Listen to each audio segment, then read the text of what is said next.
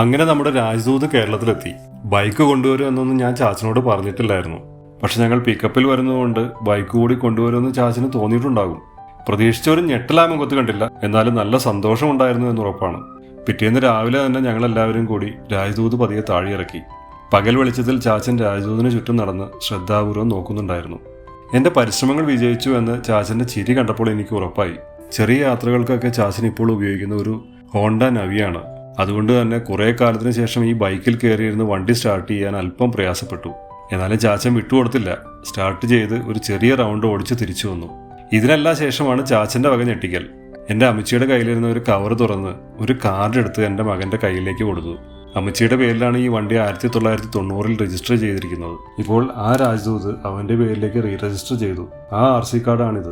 അവൻ്റെ സ്വന്തമായ ആദ്യത്തെ വണ്ടി, അവൻ്റെ പൈതൃക സ്വത്ത്. ഒന്ന് ആലോചിച്ചാൽ ഇത്തരം നിമിഷങ്ങളല്ലേ നമ്മുടെ ജീവിതത്തെ നിറമുള്ളതാക്കുന്നത്.